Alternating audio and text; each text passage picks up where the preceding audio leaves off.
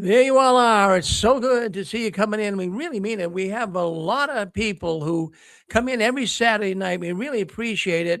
A lot of the same people. They look forward to the program, and we won't disappoint you tonight.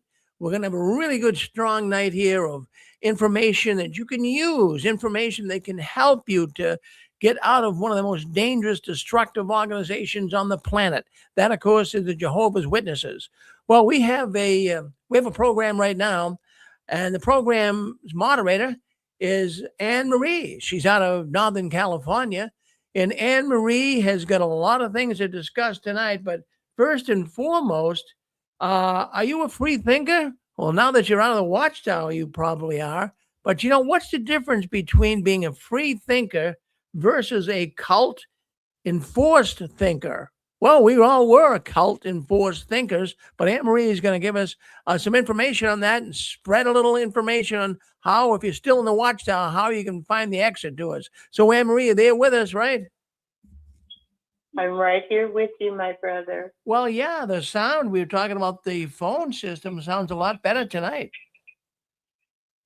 Well, my husband was tired of me crying, and he went down to the AT&T store, and he said, I need a good phone for my wife because she has a show to do. Well, there you go. It sounds good, and we want to thank Jeff for that. Thank you, Jeff, if you're listening. That was awful nice of you. Appreciate that. So we got your topic here tonight. So what got you thinking about that topic? Ideas just come to me, my brother. I just pray and say, what am I going to talk about? And that's it. Well, it's a thought-provoking topic. It's good to be a free thinker. It really is, versus a cult-enforced thinker. It stunk being a cult-enforced thinker. Boy, I tell you what, you couldn't think for yourself. That's not good. But you're going to talk about that tonight. We're looking forward to it. Yes, I am as well. How are you and Susan doing today, my brother? Well, today we're doing good. We're getting a little bit disappointed with all the snow we're getting up here. My goodness gracious, it's unbelievable. We got about 2 feet on the ground. It's been here for about a month now, about 3 weeks. And now I'm looking at the weather here tonight. We could get another 24 inches of snow tomorrow. Oh, no, God. I'm serious. It's just unbelievable. This is a very difficult winter.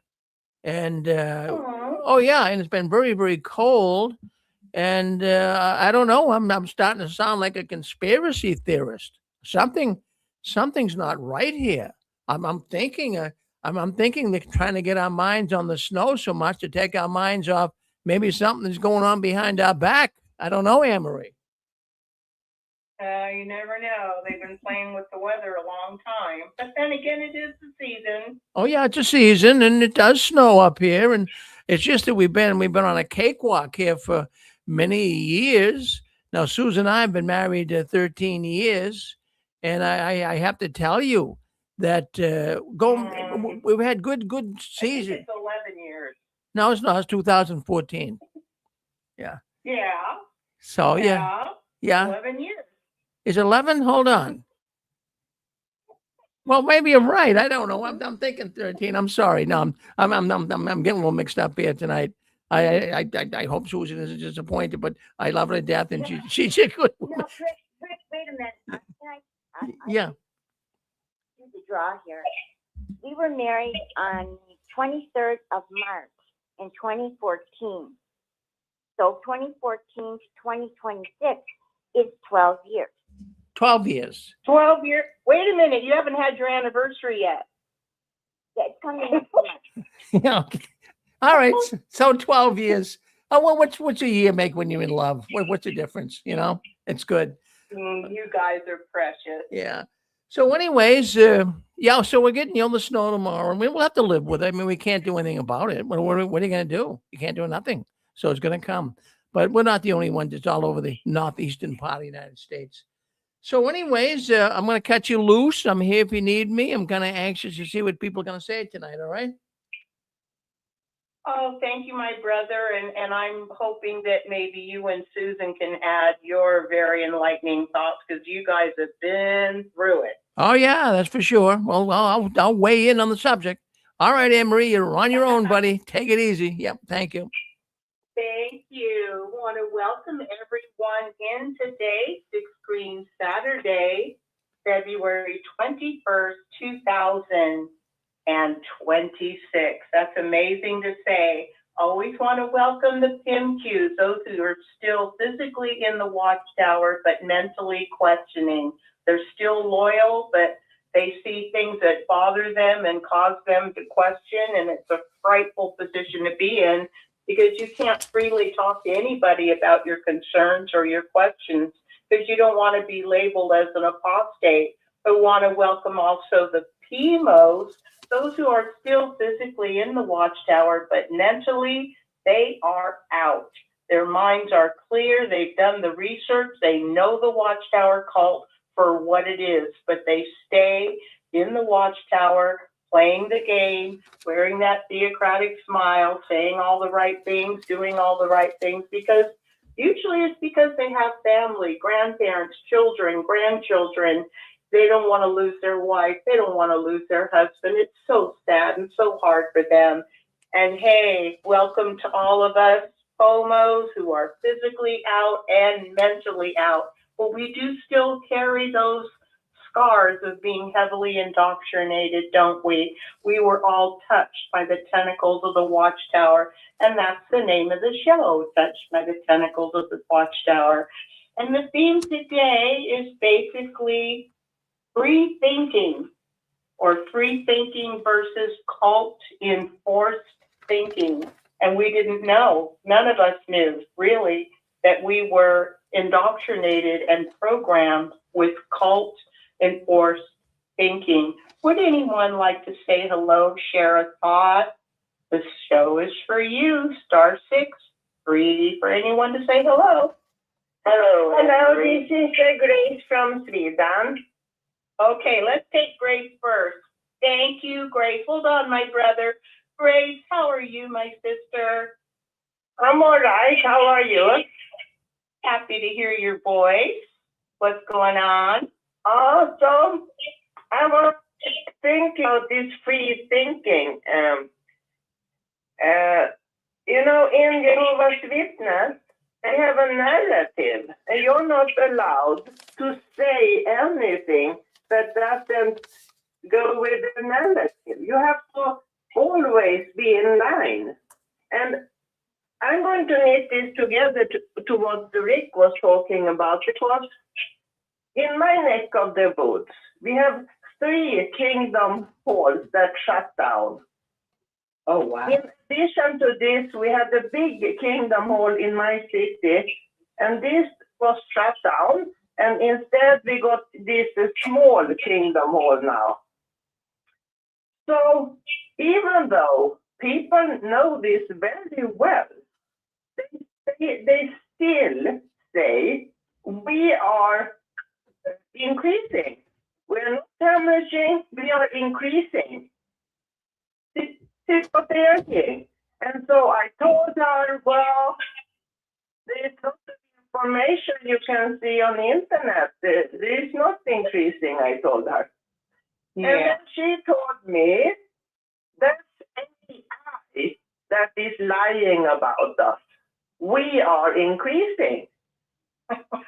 So here's what I'm saying. They don't have any free thinking. They have to go with what the Watchtower is saying. But sooner or later, she will find out that they are not increasing. Sooner or later, the bubble is going to burst. How long can they do this without anybody take notice that they are hemorrhaging? It's so much. I mean, some meetings are big assemblies, 30, 40, 50% are missing, and nobody seems to notice. It's like, no, we have to say we are increasing. It's a complete thing. And this is the cult, and this is the non-free thinking in the cult. So that's all from me for now, at least. Thank you. Well, Grace, thank you so much for sharing. And you're right. So these type of witnesses that don't want to face the truth or the evidence of the truth, don't want to do the research, they just don't want to know. They're in their Watchtower fantasy bubble, and they don't want anybody messing with it. And that's just basically it. Thank you, Grace. Brother, are you still there? You were coming on at the same time? Yeah, I'm still here. This is Donald from Texas, and guess what? It is 75 degrees here. Oh, I'm jealous. No snow here. No, now I love snow, but there's no snow here. Oh, I'm happy for you. Wow. And I like this topic tonight, free thinking, because even though I was never a JW, I can tell that the cult thinking also comes from the fact that they tell you that you can't read the Bible alone, that you have to read their literature. And the reason why they tell you that is because their literature tells you how they interpret the Bible. They want you to believe how they interpret the Bible, not how you think about the Bible, but they want you to learn how they do it. Oh, Donald, so true. You know, we never realized that all of the quote unquote Bible studies that we were involved with were not Bible studies at all, but studies of cult recruiting material. And they were cleverly designed, every study, to make it look as if the Bible was supporting whatever they were teaching, even if later they got rid of the teaching as old light. Oh, yeah. Back when I studied, my study conductor, I was in the You Can Live Forever in Paradise on Earth book. Yeah, we were so happy when that came out because that was the very first publication that was so beautiful, and it was in beautiful color, and we had never had a publication like that. And boy, we've got a lot of people interested in the cult with that book. Anything you'd like to add, my brother? Just that, that this, free thinking is very important to each and every individual. And when a cult traps you in their way of thinking, that blocks a lot of stuff that you're not able to do. Because if you can't think for yourself, if you have to think like they do, then basically you become their version of an AI robot. I couldn't have said it better than myself. In fact, at least in the history that I have with Watchtower, independent thinking was always kind of portrayed as something evil, as if you're aligning yourself with the devil, because he was the first free thinker. They're so manipulative with their language and their doctrine. Is there anything else you'd like to add? I love your comments. Yeah, they definitely are. And, they think that, well, first of all, Satan didn't introduce free thinking. God gave Adam and Eve free thinking to begin with, because he told them, you may eat, you may not eat. So they already knew the difference. And all they had to do was decide which to choose. And they, Satan, of course, lied about God. He reworded things in such a way that made them think that they could become gods themselves. And not only that, but Watchtower is doing that. They put their governing body up at the top like they're gods, and they worship their governing body. And they take the governing body and they put them in the place of Christ. Matter of fact, I think they even said they were in substitute for Christ. I think at one point, I don't remember where it was said, but I think it was in an article or something. I heard about it on a video that I watched. But yeah, they want you to think like them. That's the whole purpose. That's the name of the whole game, is to think like them, to worship the governing body, to submit to their organization, because they say their organization gives you salvation. Well, I hate to burst the little bubbles, but no, it does not give you salvation at all. And of course, whatever they say is the truth. Well, how do you know it's the truth? Because the governing body said so. But what's funny about that, while they're saying that you can trust them, now remember, these are flesh and blood human beings, okay? Yet they tell you can't trust the news. Okay, the news, the people on the news, they're flesh and blood human beings. So what makes Watchtower's governing body any different than the news media?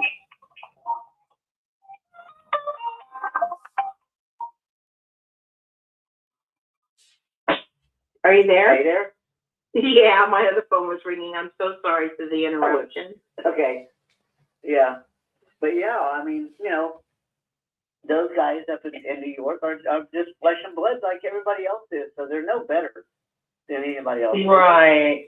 They don't have special privileges. They're not anointed any more than anybody else is. And they just lie about so many things, and they teach you to believe their lies. That's why they don't want you to think for yourself, because if you think for yourself, then you're going to catch them in their lies, and they know it. That's why they don't want you to read the Bible itself, because if you read the Bible alone, you're going to catch them in their lies. So they cover it up with all their doctrines and all their literature, and they want you to believe all that. You make such perfect, logical sense, Donald. Thank you for saying that. Is there anything else you'd like to add? Not at the moment, no, but I'm glad to be a part of this, you guys. Well, I'm glad that you're a part of it too. Is anybody? Go ahead. I have something, Anne-Marie. Oh. Okay. Who is speaking, sister? That was me and my Susan. Hi, Susan. Hi. I was thinking, you were talking about cults and how people think it's cults, and some people will say, well, religion's a cult, or Catholicism's a cult, or being, Methodist is a cult. But they follow God's laws. They do. And they don't have laws separate apart from what the Bible says. They always turn to that as like their textbook, or they should anyway. If they don't, then they are really not following God's way, and they could be like a cult. But when God gives not rules, let's say God gives suggestions, is like in the not murdering, and Cain murdered Abel. It didn't work out well for anyone that was alive at that time. But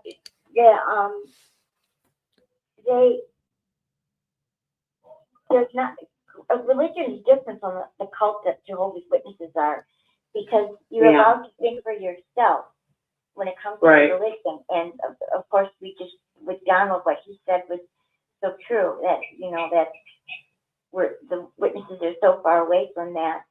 But when God suggests something, it's for our benefit. It's never for our detriment. Not right. It's for our benefit. Any other thing like maybe going to church on Sundays, that's for a benefit. That's to be with our brothers and sisters and to learn and to keep up with what the Bible says. But Jehovah's Witnesses, all the people all over the world at the same time are studying the same thing. That does sound like a robotic. No doubt. It is. Well, everyone all over the world, the same thing. They used to brag about it. But does that mean that everyone thinks that way?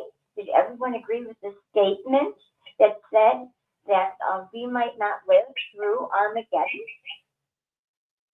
That's a big deal. That's a big deal. It is a big deal. Yes. So we have to remember that not all rules or suggestions are bad.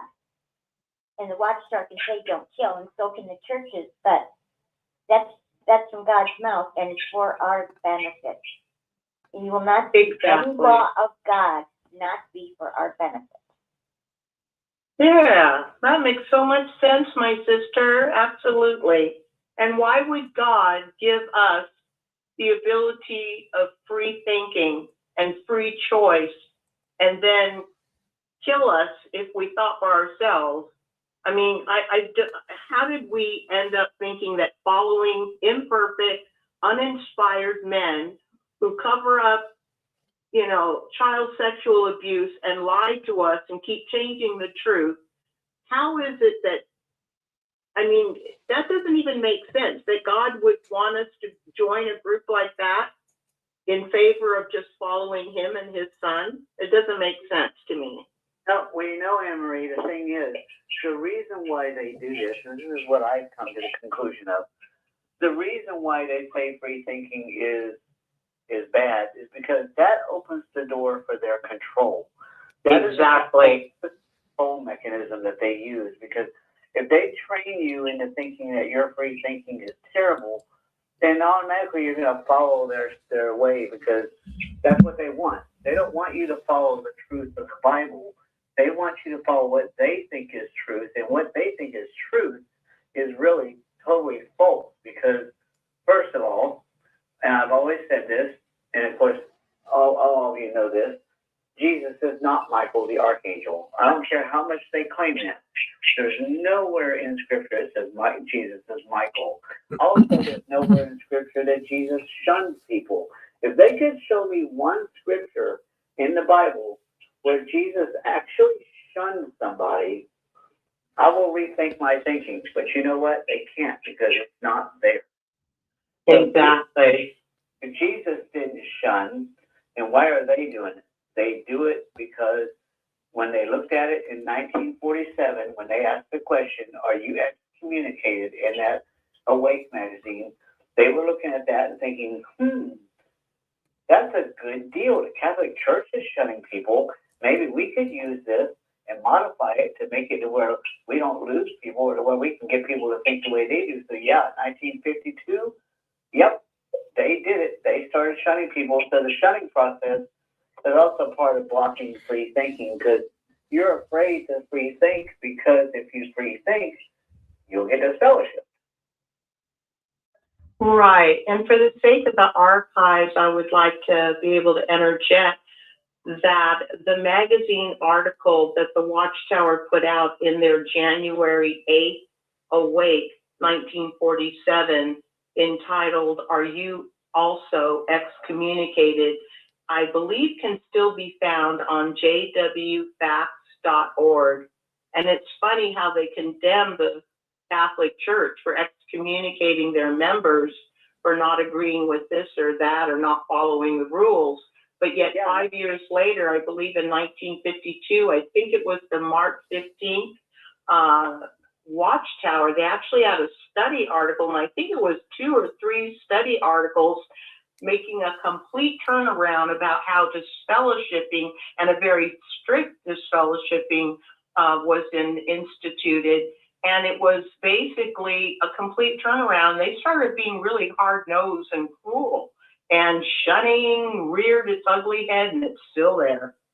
And you know what's weird is they said back then, in 1947, they said that this was unbiblical. But all of a sudden now in 52, now it's biblical? Well, if they said it was unbiblical back then, what changed? How did Jehovah just change his mind and say, oh, wait a minute, this is biblical. I better tell my governing body in New York that they need to start shunning people. So I think this whole governing body, Jehovah's Witness stuff, it's just a scam. It's a cult, like you say, because it is a cult. And they change. Sometimes I think they change more than some people change their underwear. That's a good point. That's a good point. Would anybody like to comment? Because I really want to get into this whole entire subject, and I don't want to miss out on anything. Yeah, Anne-Marie. Anybody wanting to share? I'll come in. Yeah, I think Rick was first. Okay, thank you. Yeah, what I'll say, I hate to butt you out there, Dick, but what I wanted to say here is that the Watchtower really has published, historically, it's published numerous articles concerning independent thinking. The literature, it says it a lot, not just once, twice, numerous times. And in what basically I can gather from this independent thinking, it's a mindset. The Watchtower kind of describes it as a mindset that questions. I suppose you disagree with the instructions coming from the organization's leadership, which would be the governing body. So if you disagree with the instructions coming from the governing body, you're an independent thinker. And in the organization, it's always taught that true unity, if you're going to be a real Jehovah's Witnesses, the members have to align their thoughts with who? The faithful and discreet slave. That's the governing body. And it's really the Watchtower. They add they define independent thinking as a danger. They say it's very dangerous to be an independent thinker. And the reason they bring this up because they say if you're an independent thinker, there's evidence of pride in a trap that leads to spiritual harm. I mean, that's their definition. That is not the real definition of independent thinking. Okay, let's go with Dick next, I guess. Oh, thank you Yeah, for thank that you, Rick. comment.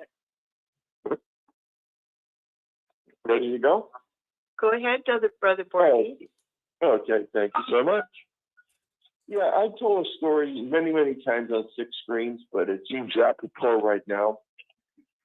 I had a sister-in-law that got this fellowship for wearing a Santa Claus pen on her lapel, and she wouldn't go to a judicial meeting. So after 3 or 4 times, they disfellowshipped her. So I told my boys, you can't be babysitted anymore by Mabel. She's been disfellowshipped, you can't talk to her, and they were very upset. About 6 months later, they came out with a Watchtower saying,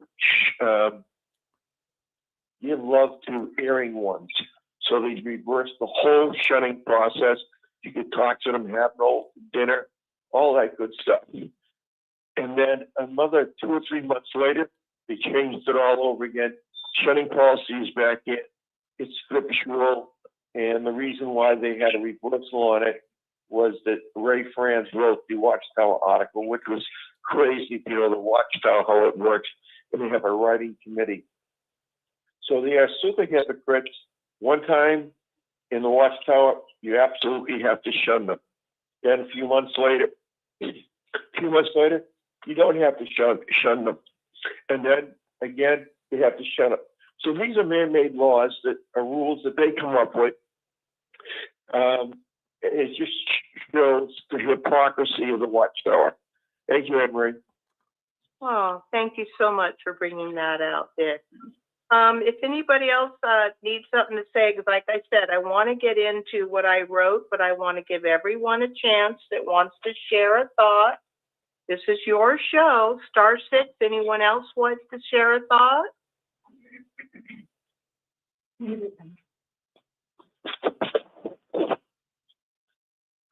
Okay, if not, I'd like to start. Anytime you need to interject, please feel free.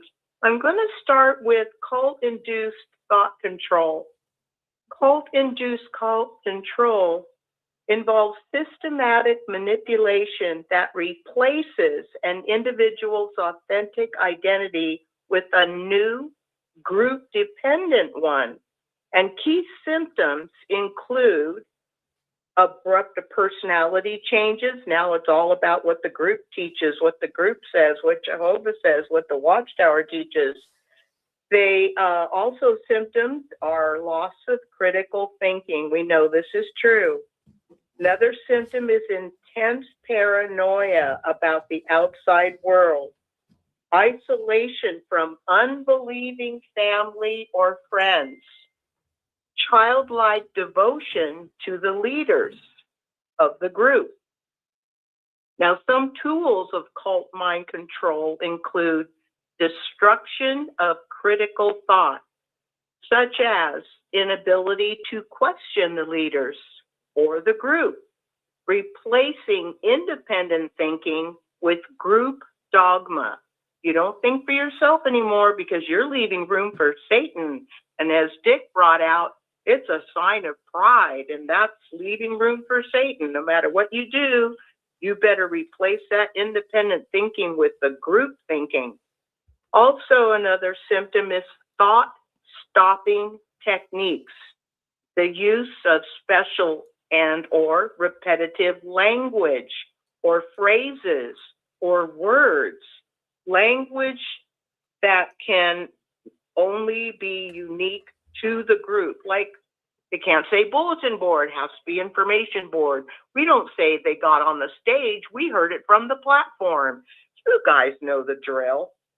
They have tools to stop negative or critical thoughts toward the group.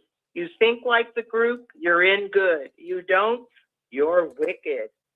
One other problem is delusional thinking, the adoption of absolute black and white thinking regarding the group, conspiratorial views or beliefs instilled by the group. They just believe whatever they're taught. There's no like, wait a minute.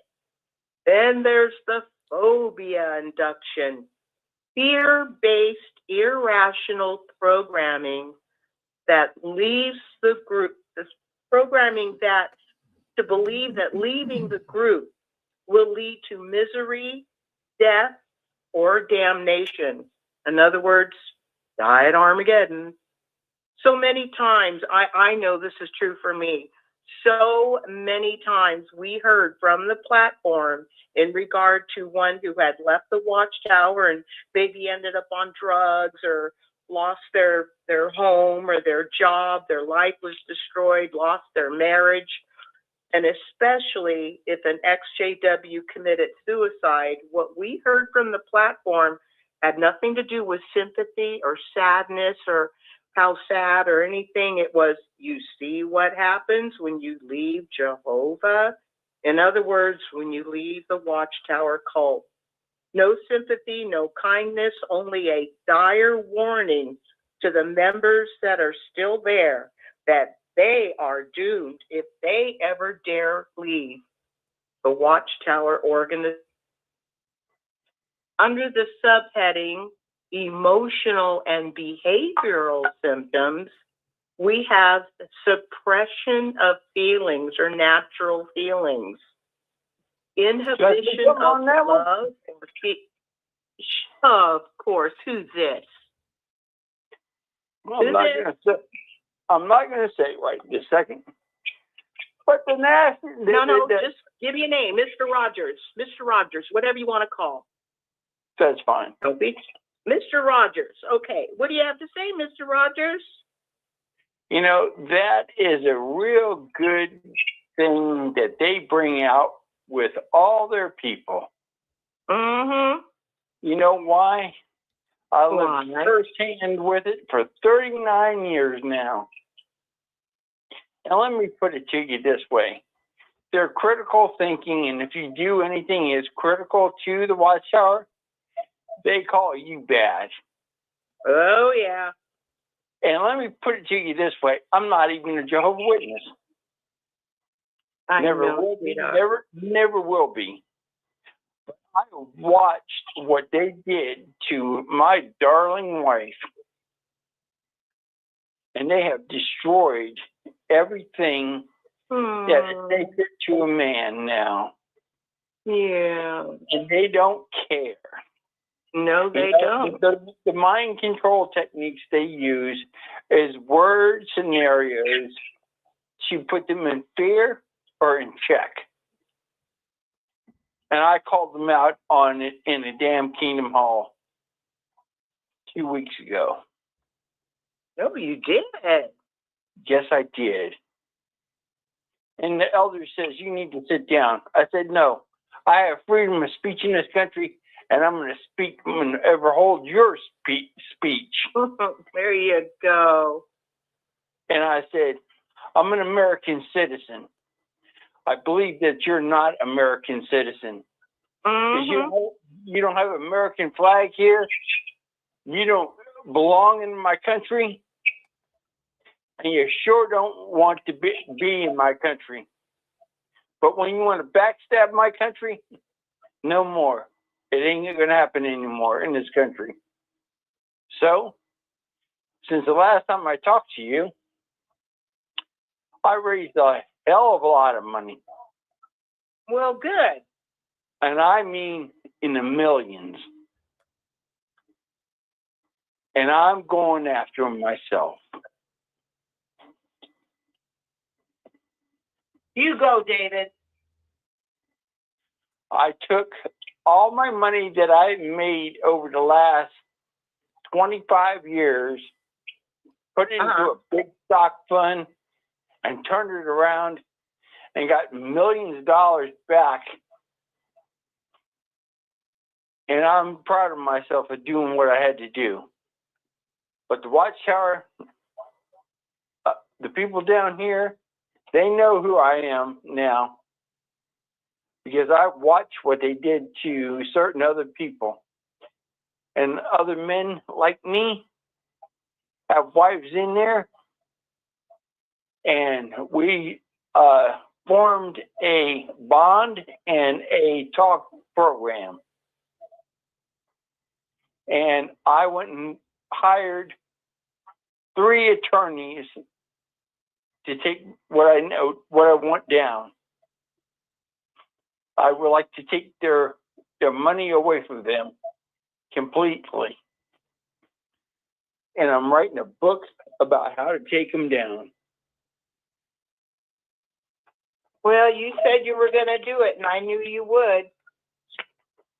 And I spend all my money just to get this far.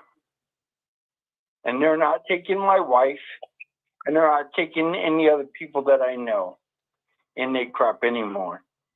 The buck stops here. And I mean that. I know you do. I know you do. And you guys just watch what's going to happen. Okay, is there anything else you want to add? Because I want to get back to what I was trying to say. But just all the mind control techniques and tricks they say from their podium. And they say it because the simple fact they put the fear, the guilt, the shame, and don't do this and don't do that. And that's just what they've done to my wife. And I see it in the poor little lady's eyes so bad. I can't cry. I can't cry for it. And I can't say it's right. She has to figure it out on her own. But in my heart, it's tore all apart. Oh, sweetheart. But that's just the way the Watchtower controls one person in the family. It ripples down to the other members of the family. And it's the honest God's truth. So you all have a nice night, and I'll just sit back and shut my mouth. Well, you know what, David? I'm so glad you called in because, you know, you have been putting up with this for years, doing everything you can to protect your wife, to try to help your wife. And you've been so strong and so supportive, and you just keep up the fight. And I really admire you for that. Well, I need some help on some other books and some other paperwork. And I need to get these books and paperwork. I can't find them from anybody that I know anymore. But well, I hope you can books and stuff, and ask Rick if he can help me out to find these books. Because this is what's going to bring the monkey down. I don't have 3 more books to find, and the monkey will come down. Well, maybe, and you as well. Thank you so much, David. All right, bye-bye. Thanks, bye. I don't know where I left off, so please forgive me. I'm going to go with emotional and behavioral symptoms. There is a suppression of natural feelings. Remember, the Apostle Paul said something about no natural affection, and I have seen it myself, and I have experienced myself. One of the symptoms of emotional behavior and suppression of feelings is the inhibition of love or feelings toward anyone who has been disloyal to the group or has left the group. Another one is personality changes, sometimes appearing to outsiders or people who have known them before they became indoctrinated in the Watchtower cult.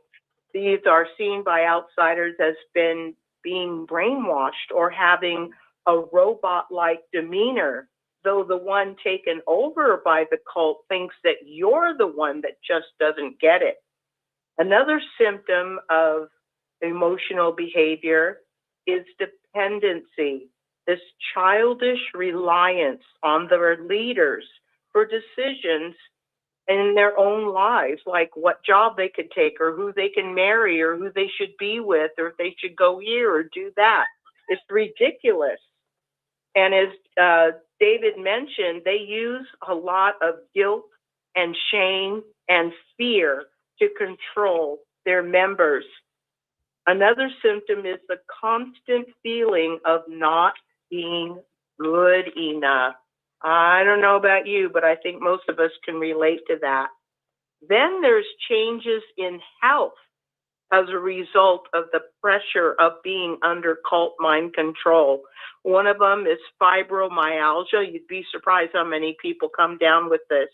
Chronic illnesses, headaches, anxiety, intestinal issues, sleep issues, chronic fatigue, nervousness, inability to just relax.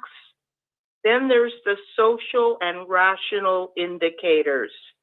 One is isolation.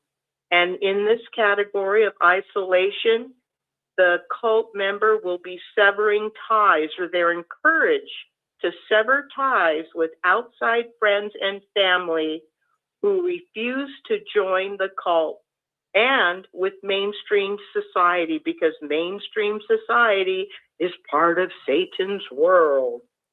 Another thing to discuss that's part of the cult problem is love bombing withdrawal. I think you guys know what we're talking about. I know with me, I got my love bombing. Everybody loved me. Everybody was happy to see me. Everybody was nice to me. As soon as I got baptized, I'll never forget, I went to the meeting. I was so happy. I was now a sister. I was at the back of the hall where the doors came in, the doors where you entered. You walked into the back of the hall, and I was used to everybody. Oh, hi, Anne Marie. I say, oh, hi, Sister Satchel. How are you? Oh, hi, Anne Marie. So nice, so nice. And this time I'm standing there, just gotten back from the circuit assembly where I was baptized. And I'm like, hi, brother so-and-so. Oh, hi, Anne Marie. And they keep going. And this happened over and over to every single person that had formerly been nice to me before I was baptized. And I saw my teacher, the lady who had studied with me and quote unquote been my friend. Her name was Connie. And I saw her and I said, oh, hi, Connie. She goes, oh, hi, Anne Marie. And she walked away. And I ran up to her and I grabbed her arm and I said, wait a minute, please, can you explain something to me? I said, everybody's acting so different, and everybody used to be so nice, and now everybody's like really cold and just not even talking to me. And she got a really kind of a cold, irritated look on her face. And she said, you know what, Anne Marie, you've been coddled long enough. You're a baptized Jehovah's Witness now. It's about time you started acting like one. And she wrenched away from me and walked off. That is what is called severing ties, when they love bomb you and then they withdraw the love bombing. The initial overwhelming affection and attention is suddenly replaced by the withdrawal of all this love in order to enforce obedience once they know they've got you. That's an interesting initiation that you've described, because you moved up in the pyramid structure. And I just felt so often betrayed by people that I really thought were my friends. And they really defined friend in a very different way. Yeah, I don't think, I mean, of course, I wasn't studying long enough to really experience any of that, but, you know, that love bombing thing, it all sounds fake. I mean, it's just fakeness is what it sounds like. Because, yeah, like she said, you know, when she became a witness, you know, when Anne Marie became a witness, all of a sudden now, oh, it's time to turn off the niceness now. It's time to turn off the love. You're already in the... It was initiation. It was like fraternal initiation. She moved up in the pyramid structure. Yeah. And to me, that's a form of evil, because if you don't really genuinely love people, why are they so friendly to you? Oh, I know why they're doing that up front. They want to sell it to you. They're selling it to you. Yeah, it's a front they put on. Just like if you went into a car dealership or went in to buy a fur coat or something, they're doing sales on you. Yeah. There you go. you know, touch this wonderful coat that costs $10,000. Oh, it looks so nice on you. Oh, the fit. Notice how the waistline fits so well. You want this, don't you? Oh, it's fabulous. Yeah. Yeah. Fake love is what I call it. Yeah, just fake. Anybody want to add anything before I continue? Thank you for that, The Dixie. book this week of interest is called The Body Keeps Score. Oh, And sounds like a good one. I've been looking at trauma. There are people that work out their trauma with addictions.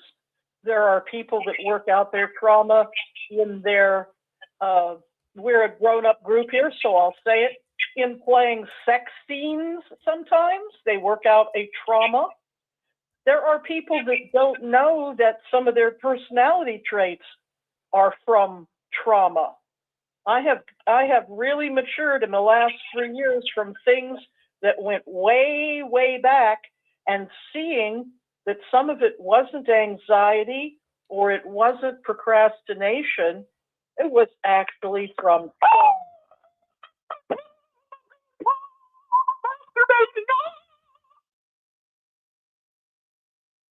That's interesting. I don't think they're well. We're not talking about relieving their trauma and being well. The group here, I think, can be well. I think we can be functioning adults that can resolve conflicts. I think we can have happy relationships. We can have hobbies. We're truly free. Preach it, Dixie. That is so well said. Okay, may I continue unless somebody else has something to add?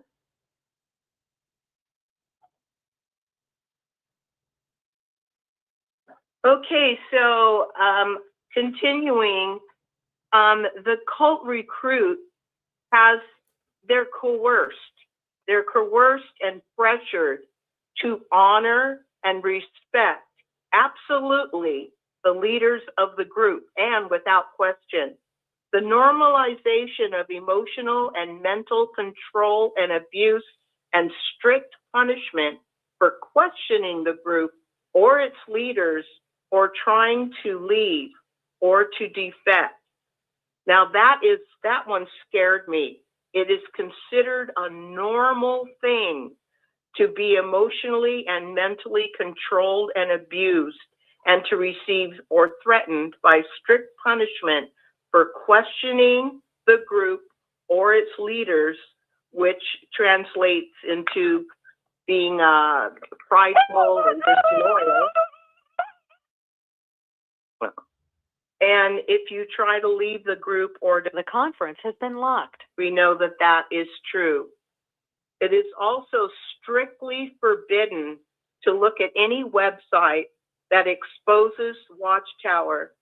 These are strictly forbidden. Even reading material that is not approved by the group, even old group literature, is strictly forbidden because, as you guys all know, now it's apostate literature.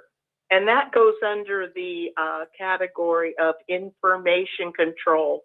Not being allowed to listen to outsiders regarding the group that is negative, not being allowed to listen to any ex-members who are now labeled as enemies of the group or wicked traitors of God. Research on the group is considered disloyalty to God and to the group leaders. If you are labeled as an apostate, which is very easy to do, you may lose all your family, all your friends, and you may be shunned for the rest of your life. So that's what they've gotten themselves into. That's what we got ourselves into. So I would like just to start real quick. If it's very fast. Anybody want to comment before I go with the free thinker part? Anybody want to comment or throw a thought in? Okay, as a free thinking citizen or member of any group or organization, it is not only permissible to question our leaders, It is our moral responsibility. Can you guys hear me okay? Yeah, everything's fine, Anne-Marie. Okay, I just want to make sure I didn't get cut off.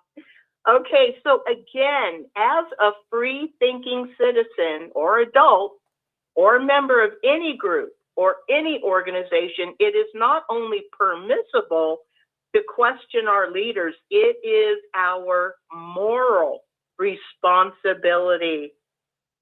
People want true leadership, and in the absence of genuine leadership, if they don't want to use their own brain, they want leaders that they want real leaders. In fact, they're so thirsty for it, they will crawl through the desert toward a mirage.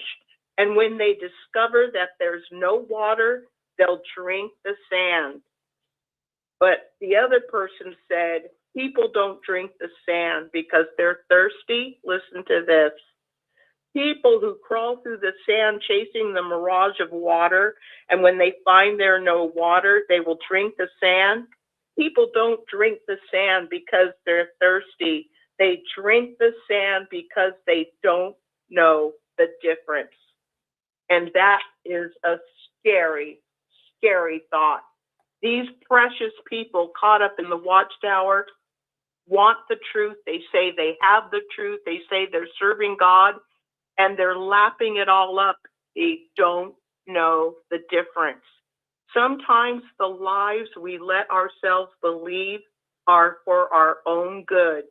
And that simply means if we find out, say it's too late for us to get out, like Morpheus said, we only let them wake up when they're at a certain age, because if they're older, they couldn't handle it. So it's basically easier for them to just keep believing the lies. Jehovah's Witnesses who become angry and defensive and attacking seem to do this in order to protect themselves from having their belief system shattered, an experience that would shatter their entire life. So as we all know, they will get snappy, nasty, accusatory, defensive, they will attack, all because they're protecting their belief system. They're protecting their fragile Watchtower fantasy bubble. They are choosing to stay indoctrinated, programmed, because the alternative is just too scary. That's the end of my tirade, and I want you all, anyone who has a thought, an experience, anything to share, to please feel free to hit *6. I would love to hear your thoughts. We all have a picture of what it is to be a responsible adult, and I think we can do that for ourselves. I think we can reparent the self and treat ourselves like the guest that would be in our home, treat ourselves with compassion and good nutrition and going to work on time and paying the bills and having a laugh. We can do these things. We can respect, as Jesus said, we respect the leaders. We respect the nation we live in. We pay the taxes, but we don't need a personal leader. We're adults. On our daily working, we had parents. We can be our own authority. Well, it's like I always bring out, I think it's, 1 or 2 Corinthians chapter 13, where Paul said, when I was a babe, I had the traits of a babe, but now that I am an adult, now that I'm a man, I put away the traits of a babe. We are kept, or were kept, like little stupid children who weren't even allowed to use our own mind, to question. We have to be dependent thinkers. Yes, brother. Oh, I understand, brother. And just be little robot programmed drones in the Watchtower. And the thing is, I don't have a problem with any religion that teaches anything. I think they have the right to teach whatever they teach.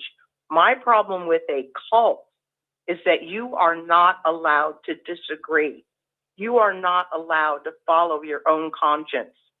the Watchtower can preach all they want that you can't celebrate Christmas, you can't have a blood transfusion, you can't celebrate birthdays, whatever.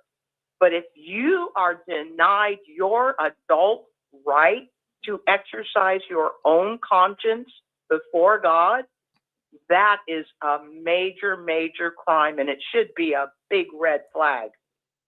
Also, the things you noted, all the three things you noted are all legal under U.S. law for adults to do. And it was interesting when you told the day you went back after your baptism that they should have handed you a rule book to be an adult or something, but as you say, they just ignored you and didn't love bomb you anymore and really didn't welcome you after you went through all that. It was quite a shock. It was a horrible shock. For 2 years, I had just been going along, being pushed to get baptized, and I never felt right about it. But I did want to do what was right. I did truly believe the Watchtower was God's organization. But every time I even thought about getting baptized, I'd get a horrible sick feeling in my gut. So I just thought, oh, well, it's Satan. Jehovah will help me to do the right thing. And when I finally did it, everything just went downhill real quick. Thank you for sharing that. Well, thank you for sharing what you share. Also, with my parents, they went back to the Russell days and the Rutherford days. And I didn't make points with them on the doctrine so much as when my dad realized that really the witnesses didn't have good business practices. That's what he was so righteous and upright and good and honest and decent in the old-fashioned way that when he saw how their Kingdom Hall was paid for and he'd worked to build it and then the corporation wanted it, that woke him up even at a late age. And with my mother, even at a late age, he came from the Dust Bowl of the Great Depression. No one was going to take her house away. So it was interesting the things that woke them up. Whispered to her about the Australian Royal Commission. The look on her face was that she couldn't be part of any organization that would back such wickedness. Good for your mom. It's interesting the things that wake people up. I think a lot of non-witnesses, they're still working at that old Trinity thing. And I'm like, well, we'll discuss doctrine after people get free. We can go pro and con on anything in the Bible, but people need to see how the blood doctrine is a danger and how some of these taking Granny's house is a danger and so forth. If they see that, I think they won't want to stay there. We can talk Bible later. Exactly. Any other comments, Pixie? That's it for tonight. And we're going to have snow again. Yay. Anybody else like to comment? Star 6, this show is for you. Anne Marie? Susan? Hi, Susan. Hi. Okay. Oh, you can't hear me. Okay. I was thinking, you can tell people something that's the truth and even have papers, legal papers, stating a fact, and they won't be. As an example, my first husband, I had never once in the 37 years we were married, and I was a witness, I never looked in his book bag, ever. That was like just known that I don't touch it, because that's where all his elder stuff was. Well, things were going on in my life, and I decided I was going to look in his book bag. And I found 5 letters from the Watchtower Bible and Tract Society on their paper and signed. And it was all about, the 5 letters were all about, guess what? child abuse. And so I brought them up to my husband and I said, you know what?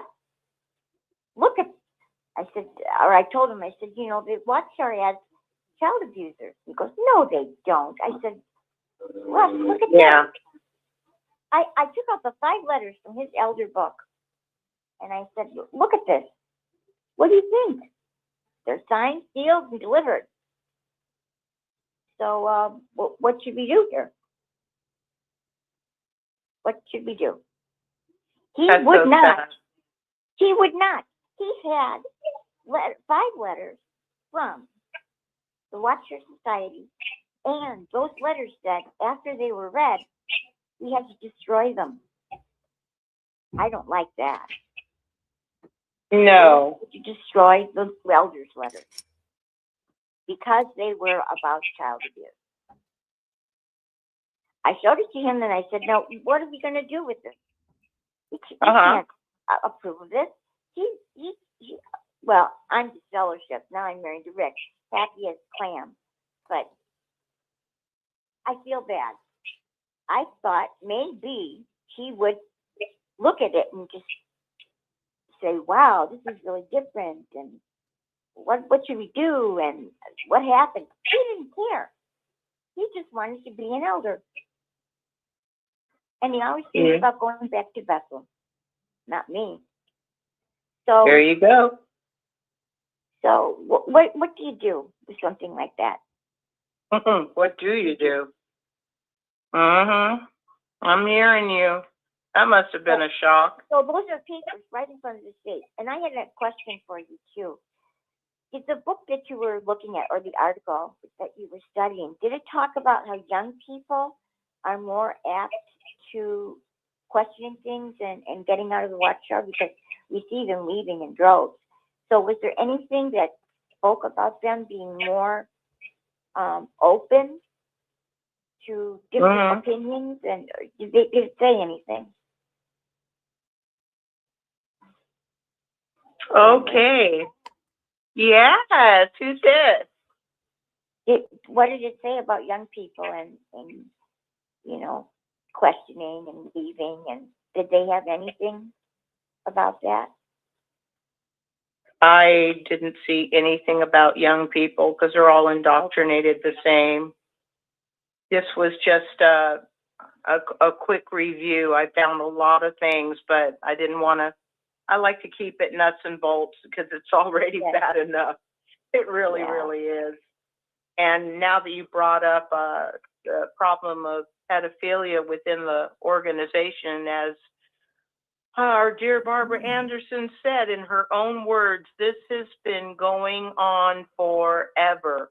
While the Watchtower publicly denies and denies and denies and threatens victims and tries to buy off victims and then says publicly it's all apostate-driven lies when they know it's not. And they have no qualms about lying. Meanwhile, how many thousands upon thousands of little children continue to suffer? It's really sad. If anyone... Sometimes people take money instead of taking justice. That hurts me a lot. Well, it must be hard to be in that position because traditionally anybody who does step outside the Watchtower box and go to the authorities are continued, they're continually seen as enemies, disloyalty to God's organization.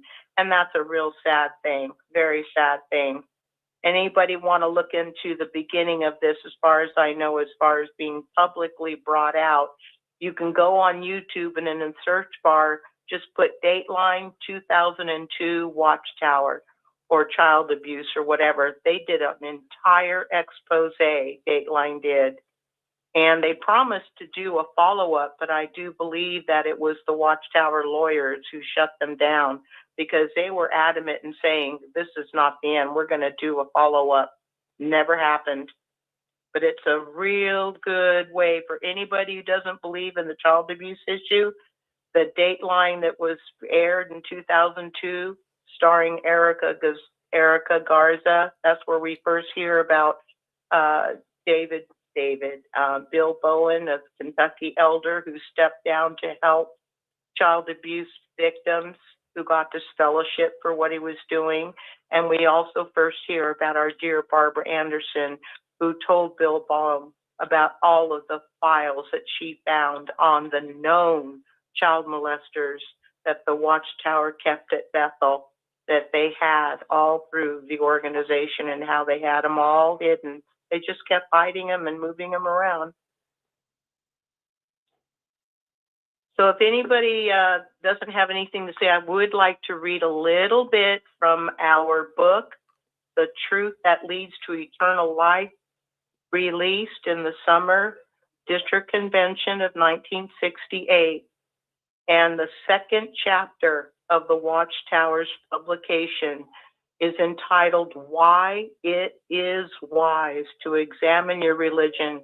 I found it interesting that the Watchtower organization would dedicate an entire chapter to explaining to the reader why it is wise to examine your religion. Beginning on page 13 of The Truth That Leads to Eternal Life, the Bible informs us that the true worshipers will worship the Father with spirit and truth. That's from John 4:23. If our worship is to be acceptable to God, it must be firmly rooted in God's word of truth. Jesus reproved those persons who claimed to serve God, but who relied instead heavily upon the traditions of men in preference to God's word. He applied to them God's own words from Isaiah 29:13, saying, "It is in vain that they keep worshiping me, because they teach commands of men as doctrines." That's Matthew 15, verse 9. Since we do not want our worship to be in vain, it is important for each one of us to examine his religion. We need to examine not only what we personally believe, but also what is taught by any religious organization with which we may be associated. Are its teachings in full harmony with God's word, or are they based on the traditions of men? If we are lovers of truth, there is nothing to fear from such an examination. It should be the sincere desire of every one of us to learn what God's will is for us and then to do it. The mere fact that church members may have the Bible or that it is occasionally read to them from the pulpit does not of itself prove that all the things that they are taught in that religion are in the Bible. It is good to have the Bible, each and every person should, but we must also know what it says and believe it. If a religion really accepts the Bible as God's word, it is not going to use certain parts of the Bible and then reject other parts. The man who wants to please God must be sincere, but sincerity alone does not make religion approved in God's eyes. The Apostle Paul was moved by God's Spirit to write, "I bear witness to them that they have a zeal for God, but not according to accurate knowledge. For because of not knowing the righteousness of God, but seeking to establish their own, they did not subject themselves to the righteousness of God." That's Romans 10, verses 2 and 3. So as a result, their sincerity was misdirected. Their problem was that they were looking in the wrong direction for instruction. They held on to the Jewish religious system, for example, which had rejected God's Son, and so was itself rejected by God. So it goes on, and it says that you have to know, does the Bible support the religion that you are in? Does the Bible support what you are being taught by whatever religion you are in? And basically it says, be like the Bereans who accepted the word of Christ with the greatest eagerness of mind. But what did they do? They examined the scriptures daily as to whether these things were so. So I think it's a really good thing if anyone would be able to get hold of this book, The Truth That Leads to Eternal Life, released by the Watchtower Society in the Summer District Convention, 1968. So I am hoping that each of us will understand what it said. Once again, if we are really lovers of truth, we will not be afraid to find out what that truth really is. And it does not go against God to try to find out what the truth is. But I don't think God's too happy if we just choose to blindly believe whatever man tells you to believe. Anybody like to comment? I think I've taken up enough of your ear. Star 6, this show is for you. Midway between in that truth book, if you go to the center of the book, look for the italics. There's one sentence in italics there that'll rock your world. Well, since I don't know what page you're referring to, I don't know how to find it, Dixie. It's the center of the book. You'll find it as you play with the book. Okay, I can find it if I play with the book. Yeah. No idea what chapter it's in, my dear. I'm just seeing it in my mind, and I remember that it was in the center of the book, and it was italics. And I mean, they're really kind of writing Jesus out of the whole dogma. Okay, well, I can't find it, but now I will be looking. I don't see anything about it. I know on page 88, they were really pushing 1975. How terrible that year was going to be. We better get ready for it. Yeah, that's all I see, my dear. It was a great year for rock and roll. Oh, don't get me started. Now I got to go look up the music. Anyway, it might take you a while, but it's neat that you have a copy of that, because that book's getting hard to find. It is very hard to find. I've been tempted to sell it, but I just won't do it. And you know what's funny is after 1975 did not come, remember during the years of the 1975 Armageddon prophecy, when it was first announced in 1966 Summer District Convention, God's Sons of Liberty, all through the years, it was just constantly ingrained in our brain, better, do this and better not screw up, and Armageddon's coming and boo, boo, boo. And, after Armageddon didn't come, after a while, I think Rick can verify that about 250,000 people who had come into the organization because they were promised that Armageddon was coming no later than the autumn of 75, and the earth will be a paradise earth and all wickedness will be gone. Well, when everything just kept on going the way it always had been, a lot of people, I do believe, picked up this book and reread the second chapter, Why It Is Wise to Examine Your Religion. And they left. They left.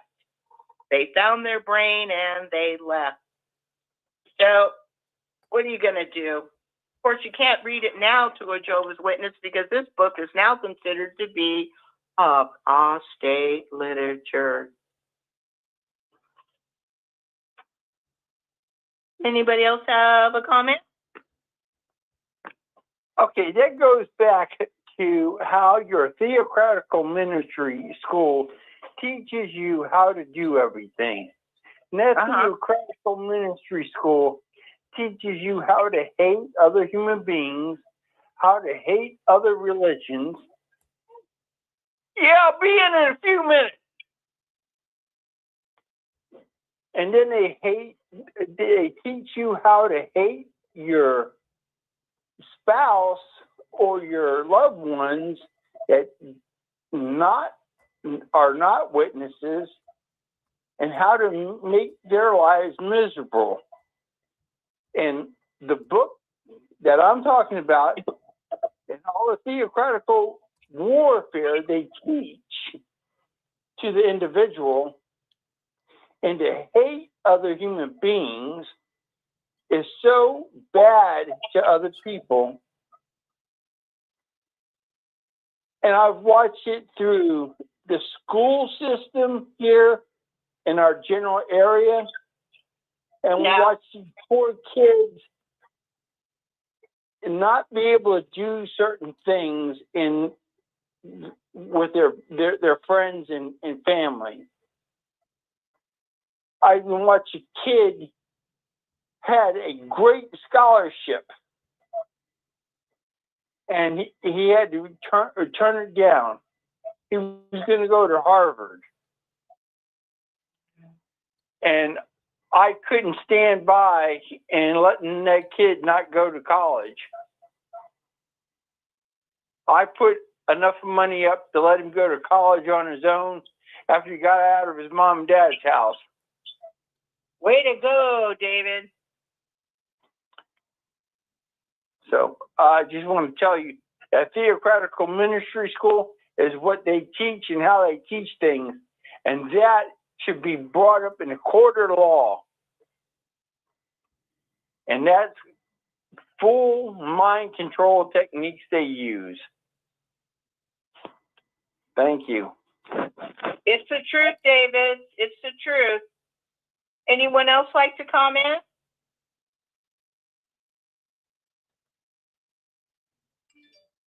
I was just thinking that no matter how much proof you present and how accurate it is, you will automatically be called that you're working for Satan. No, if you criticize the Watchtower, they won't take any critics for serious. And they always blame artificial intelligence. So it's AI this and AI that, and they are just lying about us and blah, blah, blah. It's the perfect scapegoat for Jehovah's Witnesses now. Right. Well, that's from me. Thank you. Thank you, Grace. You always give such fine thought. Appreciate it. They're always, by blaming AI for all that. This is Donald here. By blaming AI, like she says, a scapegoat, but it's also them burying their head in the sand when the facts are facing them. I mean, they know. I think deep down inside, they know their organization is doomed. It's not going to last. I think deep down inside, they want to believe it really is the truth and all that. But I think if you could take a person apart and get down to the heart of hearts, I think right down deep in their soul, they really know what's going on. They know it's not going to last much longer. But they're scared to acknowledge they know. They bury it. Yeah, they bury it. And they try to cover it up, and say, oh, it's not true, like she said, because they want to believe that they're growing, like she said way earlier. That lady said that someone told her they were growing, they were prospering and all this stuff, but no, they're not. But there again, Watchtower doesn't want them looking on YouTube. If that person were to go on YouTube and look, they'd see really quickly that they're not growing at all, really. Right. But there goes that controlled thinking thing again. They don't want you to think for yourself. They don't want you to think like other people do. They want you to think like they do. So. Well, that's the only way they control you. They want you to think what they tell you to think. Yeah. Good point, Donald. It's pretty sad. Yeah. You're welcome. I'm glad to be a part of this, and I'm glad I always coming to you guys every Saturday. So. Me too.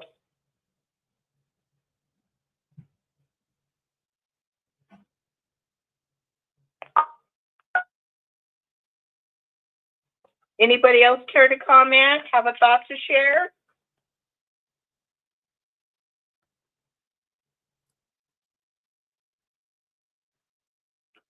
I got another thing to say. When they take you, when they start studying with you and they start love bombing you and everything, and then they tell you, you see, because you left your religion, you were searching for some other type of religion, and then they use your words against you as a human being, and then they take that and that's mind control straight up off through the front lines. It's mind control. And then they take it and they use that saying, well, your people from your church members didn't really care and didn't respect your wishes and didn't respect what you need to know. And then they use those types of techniques to change that person's mind. And that's part of mind control techniques, to take your guilt from your other church and use it against you. I've seen that happen in so many Jehovah's Witnesses that were trying to teach the people who are coming out of different religions in our general area right now and saying these types of things and using the words that come out of these people's mouths. You might not fit into that group of people this year in a church, but maybe next year you will. But that's what they do. They use their people's words against them and try to get them to think their way. To use that mind control technique that they get taught. You get taught that. It's not ifs, ands, or buts. It's taught. I've watched it for 30 years. I know their system. I documented a lot of stuff in the last 30 years of what the Watchtower has done to human beings. And this all coming. But I'm telling you, this is what they do. They use your words against you to not to belittle you, but to show you that religion didn't do you any good. They did belittle me, and I don't get my pressure up. I don't have anger. My advice, David, is just keep your pressure down for your own health. But the Bible study sister told me I couldn't use the word multiverse. Now, the word multiverse is considered a correction of universe now. And she told me I couldn't subscribe to Archaeology Today magazine, which I enjoy very much. I love that magazine. So she belittled me in front of my own mother, who was sharp as a tack. And my mother, even in her late age, said, well, why can't my daughter pray at her own Bible study? And finally, my mother says to her, I don't recognize this religion, and I've been a member of it since 1936. Wow. Way to go, Mama. So I think they do sometimes use techniques of belittling. Oh, yeah. Yeah. It's not as sophisticated as all that in a bag of chips. My wife was doing a Bible study with this lady that I know. I know her husband and I know her, and she belittled her right in front of a whole bunch of people that I knew. Yeah. And I was like, I pulled my wife over on the side. I said, why did you do that to that lady? That's cruel.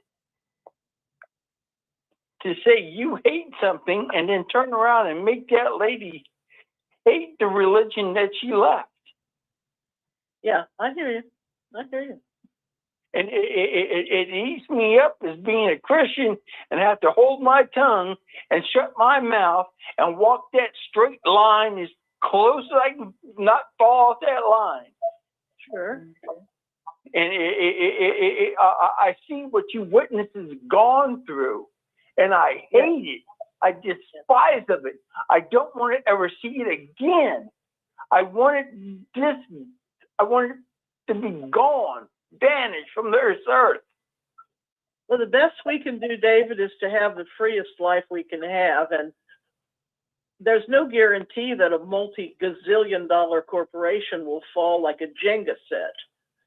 We all I'm going to sure try, Pixie, I'm a sure try to do that. I know you do. I know you do. I am. It's not if, and, or but no more. In my mind, I'm gonna start from the bottom up, and I'm gonna work my way up, and I'm gonna take every dime I can get out of them. Well, you know, that Jenga set, it just takes one little pulling of one little piece of wood, and the whole tower comes down. So it might come from an angle that you and I haven't even thought of yet. I've thought about a million angles, but I know where the money is.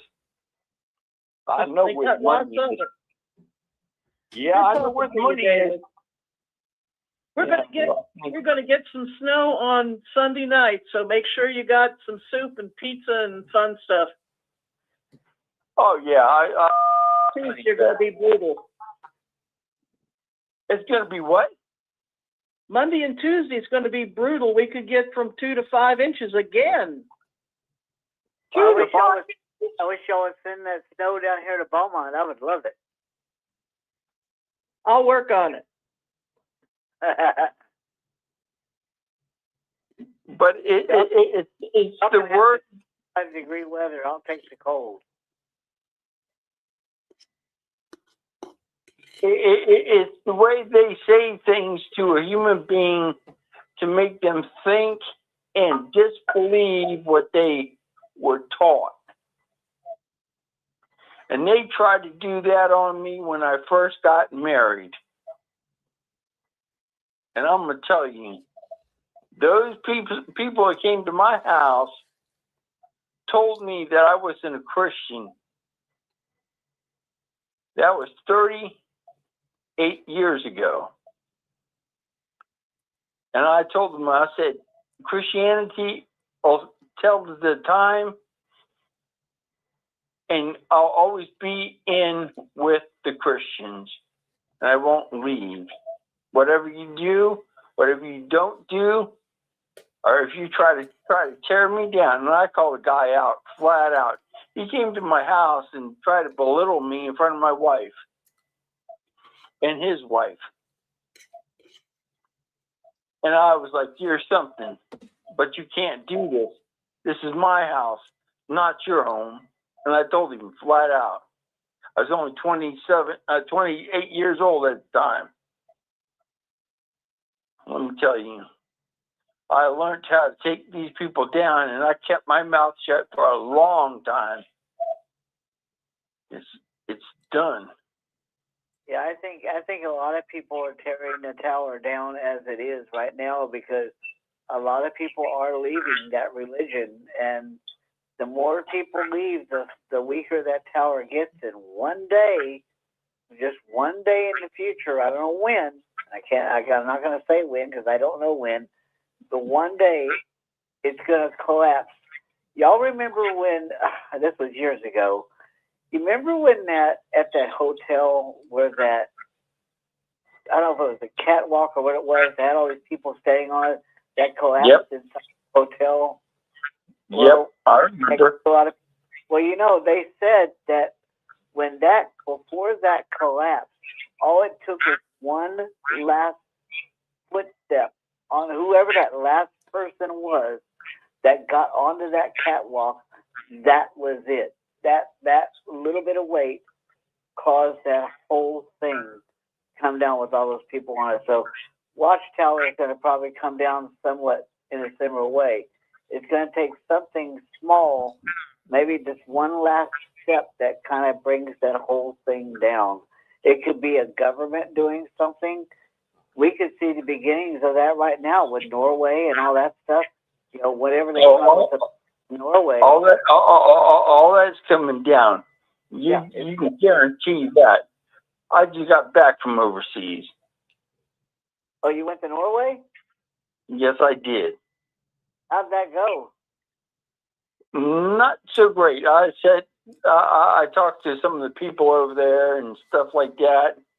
I had to go to Poland because I own 5,000 acres of property over there. Oh, wow. From my uncle. Oh, okay. So he's a farmer over there, and he wanted to come to the United States. So I got him his visa, and I got him everything, and he became American just a couple months ago. Oh, wow. And I went back over there with him, and we signed all the paperwork and all the other stuff, and we sold the farm, and we made a lot more money than what he was thinking. So were y'all able to attend the case over there, or? Oh yeah, well, both.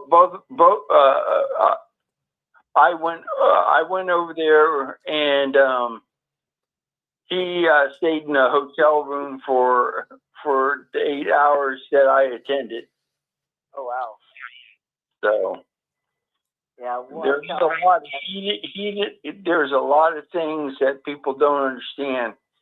It's just so political what Watchtower does to people. Yeah, but when that lawyer stood up there and lied in court, and they had the judges had access to their literature already. I think Not all of it. Not all of it. Not all of it. Not all. Have access to all of it, I'm sure, but they had access to enough of it. What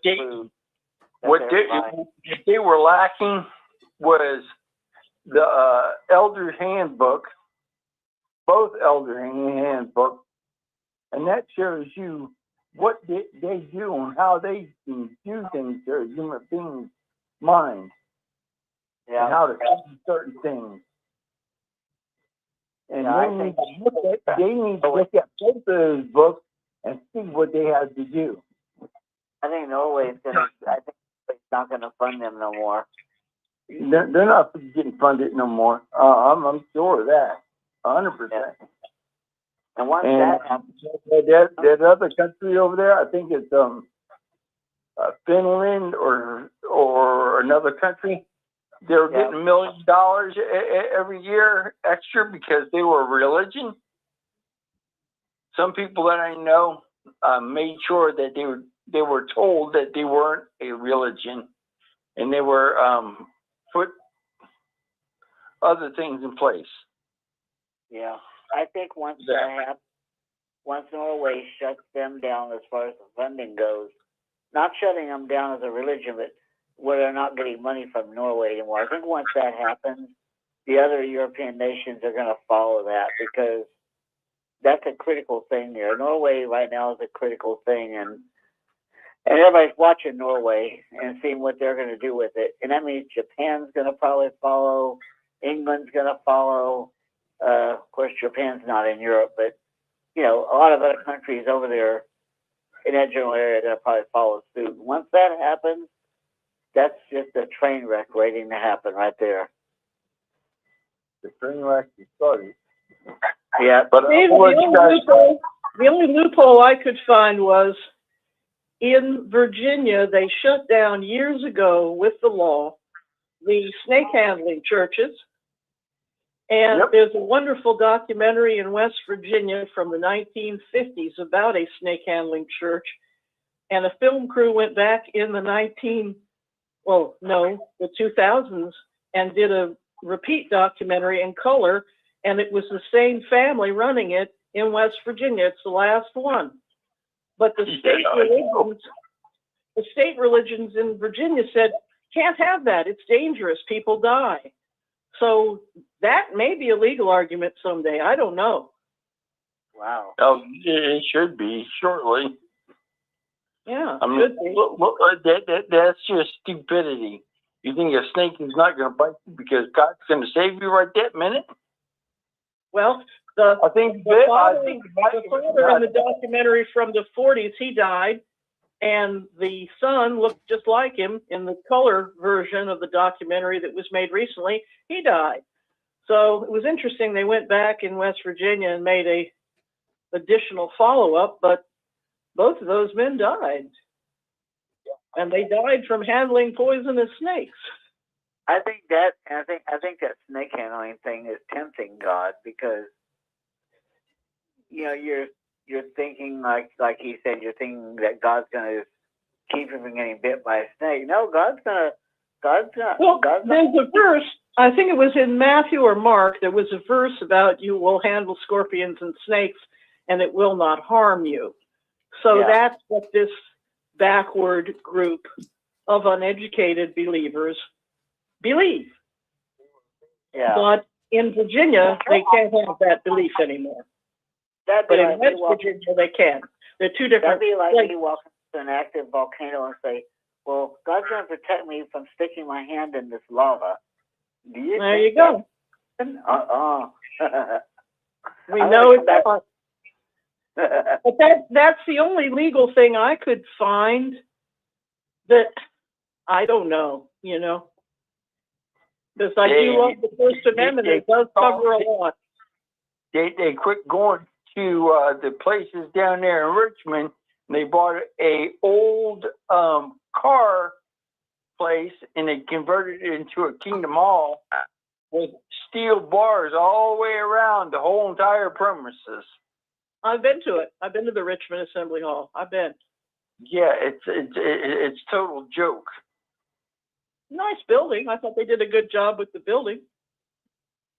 Yeah, they refurbished it because it was a car dealership down there. Yes, it was. But I didn't want to take over her program, and I'm sorry. It's okay. Get ready for the Monday, Tuesday snow. Get some pizzas and oatmeal and happy stuff. No, I'm flying. I'm flying out tomorrow. So. Oh, okay. Crap. Okay. Well, safe trip. Yeah, it will be. But I'll let you guys go. Thank you. Okay, I'm hunkered down for the snow. I'm kind of looking forward to it, but 2 snows in the same winter in Virginia is unheard of. No, I'll be going overseas, so I don't know what kind of weather I'm going to get into. Okay, well, stay out of trouble, David. Yeah, we wish you well. Yeah. All right, I'll see you later. All right, safe flight. Anybody like to comment on the conversation so far? Pixie, you have anything to add? I'm pretty much done with it. I'm just going to listen. Oh, bless your heart. It was good talking to David. He's not always on here. Yeah, he's very interesting. Good conversation. Would anybody like to hit *6 and share a thought or an opinion or an experience? Please feel free. This is your show.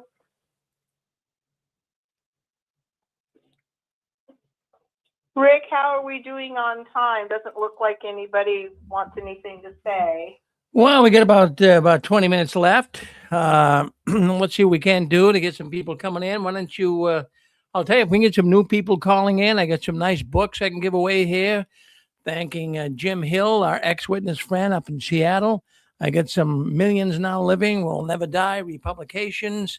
I got a number of books. I got a number of books here that I got about 14 different publications that I'd like to give away.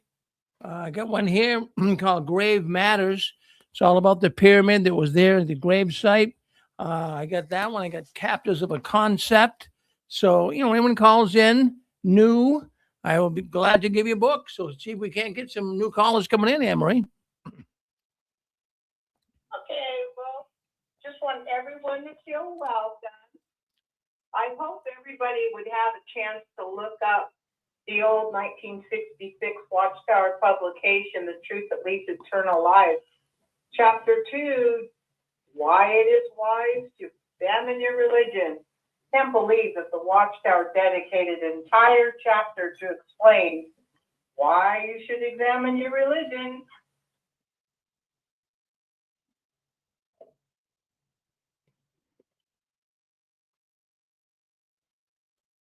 Well, I feel like I'm just about out of gas because I read everything I could think of, brought out everything I could think of. But don't want to let anybody down. I'm here for the duration. Well, this is a little bit off topic, but Kingdom Wisdom on YouTube had a short show about Sarah Kellen. And Sarah who? her name is Sarah Kellen, Uh-huh. and she pulled up on 80 pages of the Epstein documents and went over 364 flights. And she and 3 other young women were managers with Maxwell. Really? And it's on Kingdom Wisdom on YouTube. They tell the whole thing. And I had heard her name before, but now, you know, the story got hotter. And so they did a whole paragraph about it.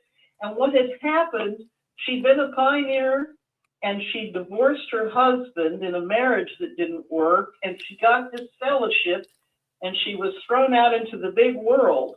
And I'm not sure how she met Maxwell and Epstein, but that's a fact and that's the story. And they tell it on Kingdom Wisdom YouTube.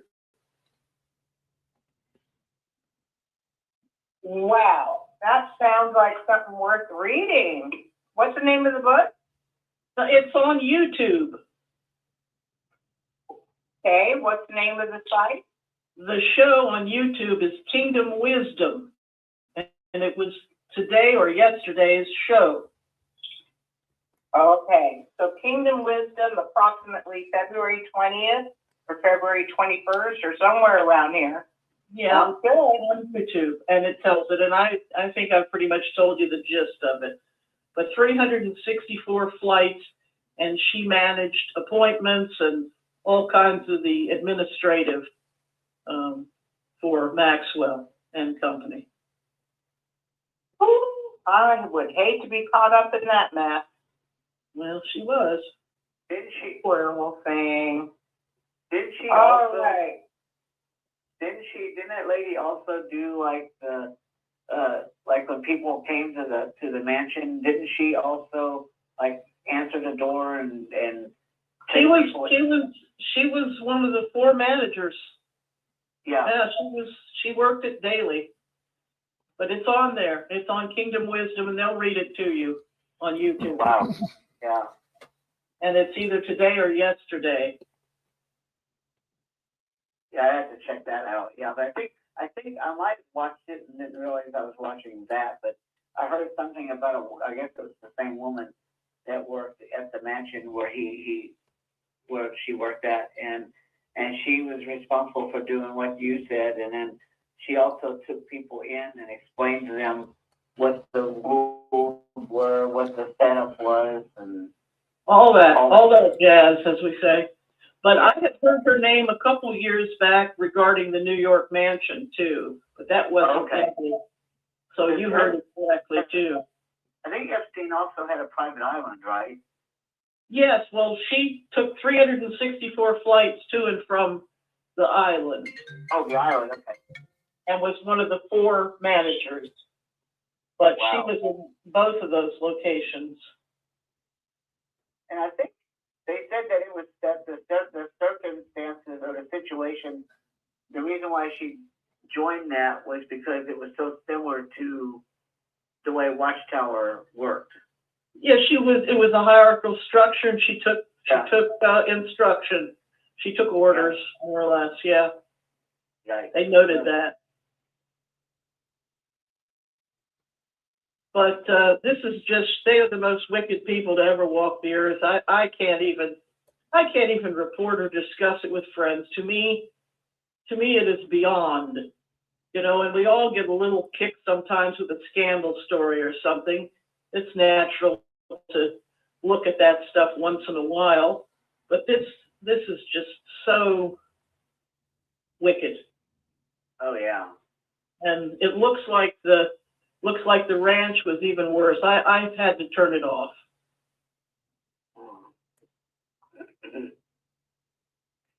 Yeah, Watchtower should be familiar with all that, with pedophilia and stuff. Goes even beyond that. I can't even think about it or even say it. Yeah. So we'll see if justice is done or not. You know, that's the thing. Hopefully. Wheels of justice turn slow. So true. Yeah. But it's still happening. Still happening, people. Oh yeah. Luke 8:17, nothing hidden that will not become manifest, nor anything carefully concealed that will never become known and not come out in the open. New World Translation, Luke 17:11, or Luke 8:17, but it's in there. It's there. Okay. Rick, how are we doing on time? I think everybody sounds like they pretty much ran out of gas. Well, you got about 15 minutes, so see what you can do. See what I can do. What can I do? Well, sometimes I like to bring up the November 15th Watchtower, I believe it was, page 20, 2013, where I first remember the governing body pretty much telling us directly, no qualms about it, that we need to be ready to obey any direction or instruction by the governing body, because it could mean your life. So we're going to die at Armageddon if we don't follow some crazy, God knows what thing they might tell us to do. And then I believe, Rick, you said maybe 2 or 3 more times in different magazines they brought the same theme out. Oh, no. With all the go bags and the gazebo and hiding in basements and hiding in attics.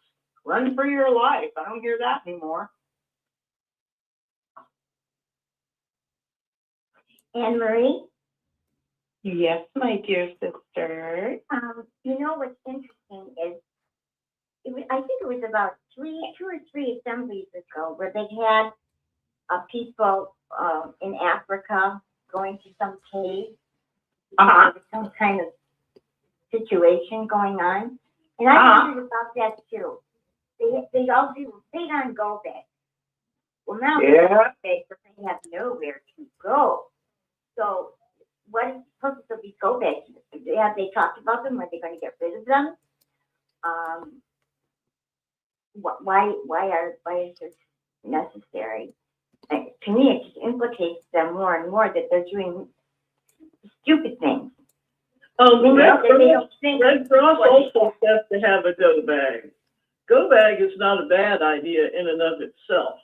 No, I agree with you there, Pixie, but just the idea that about 3 years ago, get your go bag, put in, and we're going to, you have to go, and when we tell you to go, you go. But they didn't tell you where to go.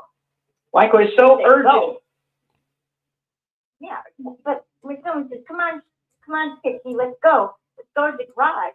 Well, you know where you're going. But what if they say, come on, Pixie, let's go? You get in the car and then you don't do anything because you don't know where to go because they haven't said. And are they revoking that also? And then do you remember when Rick, very logical with his logical brain, said, well, why would you leave your house where you know your house, you have everything you need, you're pretty secure in your house. Why would you leave your house to go run to somebody's basement or attic where are you going to be safer? No, it's going to be crowded. Where's the bathrooms? Who's in control? And who's going to take over living in your house because you walked away from it because the governing body told you to? The other thing that didn't make sense is why in the world aren't you going to use your own head? And you're gonna pack a bag for 3 or 4 days worth of medication and water and food? Does that even make sense? Now all of a I think sudden, the brothers need to start writing questions from the readers. They do. But I not don't know. only, I but don't not know. only that, you guys, what if Armageddon is nuclear? What if it goes nuclear? Now, if we have a worldwide nuclear exchange, there ain't nowhere anybody could go. Because, okay, you may escape the fireballs, but, you know, you got that radiation thing you got to deal with after the fallout starts falling down and all that stuff. So if they really think they're going to survive Armageddon, if it's a nuclear Armageddon, then nobody is going to survive that. Not even Watchtower. Well, one thing that may be possible now that we have ChatGPT, which is a marvelous thing, can hardly believe Thank it. God. It is. I call it Dr. Cat. It's better than any doctor I've listened to. But yeah, it's why would you leave, like you said, place you know, and yet ChatGPT, you probably have all kinds of other things. In case the power goes out, we have a solar powered battery, works very well. Rick keeps it charged up all the time. Because like today, our lights were flickering, and it's because of the ice on the electric power poles, yeah.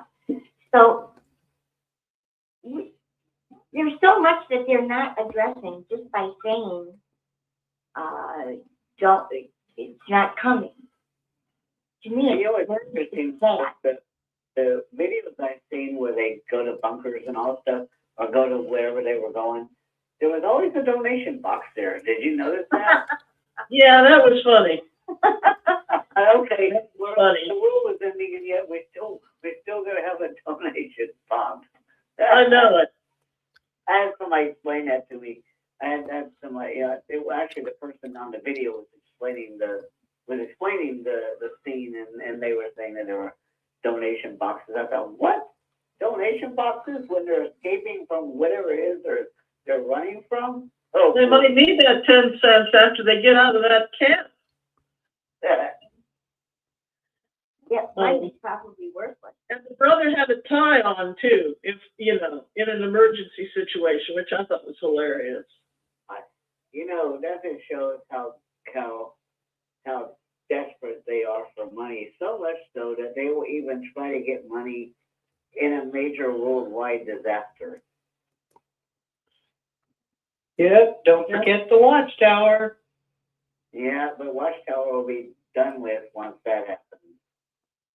You know what I could never understand? If you were truly God's organization and you truly loved your brothers and sisters, and you know they have tunnels and all kinds of storage stuff, water, food for months and months, maybe years, underneath the ground of the new Bethel facility in Warwick, why in the world wouldn't they invite brothers and sisters to hide out there? How could they be so insanely selfish? Yeah. That's just how they are, yes. They're so selfish, they don't help even their own people that they're supposedly guiding and teaching, you know.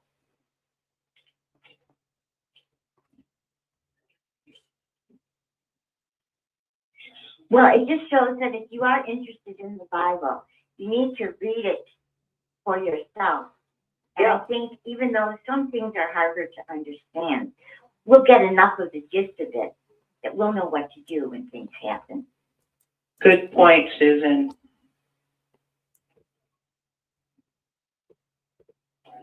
I mean, God gave us his holy word. He gave us the ability to read and to think and to have our perceptive powers trained.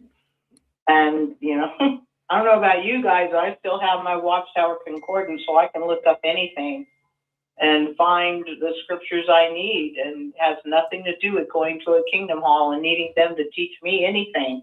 And besides, even if they did teach me anything, next month it's going to be old light anyway. Yeah. Strong's Concordance is digital now. So Oh, is it? yeah, strongs.org, I think. So, you know, we don't need to have lots of books anymore, unless it's books that we like. I have a few left. Mhm. I've Well- donated to many libraries around the state. Oh, Well, one good would for like you. to be archaics. What's that, dear? Because I know Donald, he doesn't always, you know, read, but he has them read to him. Archaics, ACHRIX. He has a fun YouTube. Wow. ARCHIX. He's got some far out topics, but he has a very logical mind on stuff. We And, does. and then the scandal show I listen to is Sean Atwood.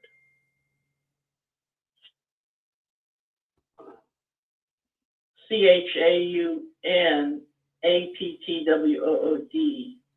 And they had a good show today. So those will entertain you. Oh, yeah. And I use AI with all of my writing too. When I write stuff, I'll use AI to help it and to tweak it and stuff. Well, good, good.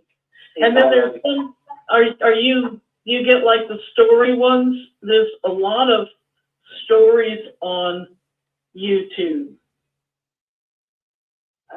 No, I usually listen to a lot of the XJW YouTube stuff, a lot of that stuff. Well, they have some that are like Victorian mysteries or old radio dramas on YouTube. And they're like, they'll say 2-hour bedtime story, but it's not a child's topic. It's like a detective story from the old radio days. Oh, okay. YouTube has lots of that. Oh, wow, yeah. And they've got lots of free audio books that you don't have to be in a paid club or anything to get. Yeah. I think I have an external hard drive that's got a lot of old-time radio stuff on it.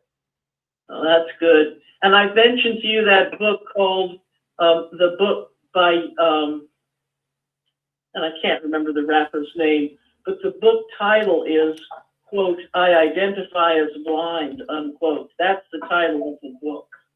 Oh, okay. And it's brand new, and it's by a rapper. And the first chapter was outstanding. Oh, wow. So see if you can find that with some of your sources. I'm going to ask Library of Congress if they'll put that on their thing, because they've got, you know, things.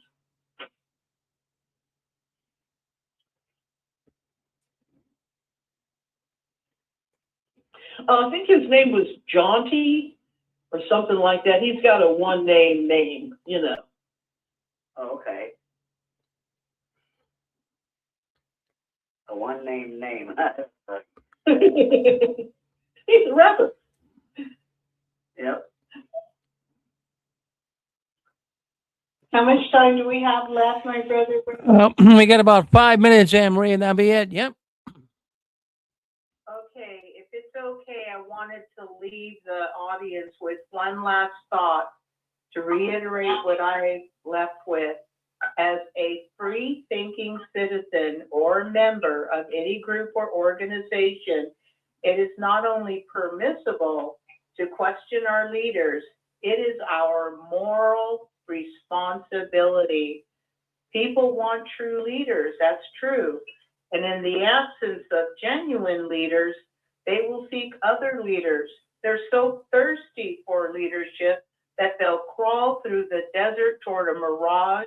And when they discover there's no water, they'll drink the sand. But people don't drink the sand because they're thirsty. They drink the sand because they don't know the difference. This makes me think only of our poor, indoctrinated, well, teenies, physically in, mentally in, those who choose to stay in the Watchtower and choose to blindly believe whatever they're told to believe because they want to protect that Watchtower bubble that they're in, that Watchtower fantasy bubble of the best life ever. It's like a high, and they just have to cling to that belief, because anything other than that scares the holy bejesus out of them, because they're too old to change. My own mother told me that when I started pointing out things to her about the Watchtower, and she agreed. She said, I know there are things wrong with the Watchtower, but I'm too old to change. I love my brothers and sisters. I love my religion. I have my friends, and I'm too old to change. And that kind of told me if she was in her 20s or maybe early 30s, she might be willing to break free, because she knew something was wrong. But like she said, she's too old to change. And that's what I think is going on with a lot of the older ones. The younger ones are just waiting for their chance to break away. That's a valid point. As I get closer to 70, the idea of a dinner club and getting dressed to go out to something, the Kingdom Hall locally, you know, it meets that. You get dressed up, you see friends your age, and you go out to dinner. And for a lot of people, as they retire, you know those people, and you can have a nice evening. So that's The conference has been unlocked. they're not getting my house, and they're not getting a dime from me. Well, you know, most cults, especially, excuse me, one moment, please hold that thought, my brother. The Watchtower, like most cults, you know, they almost weaponize the natural human need to belong to a group, a cult, a clan, a organization that makes them feel that they belong, that accepts them. Everybody's need deep down is to be accepted. So, you know, they play upon, The conference has been locked. of course, fear, guilt, and shame. And they use all these different ways to manipulate you and entrap you and to scare you. And it's just such a sad thing. In this best life ever, Jehovah's people are the happiest people on earth. And I'd hear them say that at a convention. And I would feel so guilty, because I didn't feel that way at all. I felt terribly burdened and stressed all the time. And I looked at everybody else, and everybody else is smiling, and I'm thinking, what's wrong with me? I think they want you to feel that way, that if you feel any kind of trepidation or fear or anxiety or feel that something's wrong, they want you to believe that it's your fault, your problem, you're not being faithful. And they just get you at every turn. I hear you. What's watched? This is Thomas Hodgson from Lawrence, Kansas. Hi, Thomas. Anne Marie, what do you think? Hello, how are you doing? I'm good, and you? Not too bad, pretty good. I haven't spoke up much lately. I thought, well, it's about time I tried to say something. But thought I had was, what in the world's Watchtower going to do when a lot of these baby boomers die off more and more? I mean, I think they're going to be really strapped for people. I mean, a lot of the young people, they say at least 2/3 or even more than 2/3 are leaving the organization when they get older. So I think they're really going to be hurt in that regard. I really believe that. Well, I don't know. I think that they've been planning their escape for a very long time.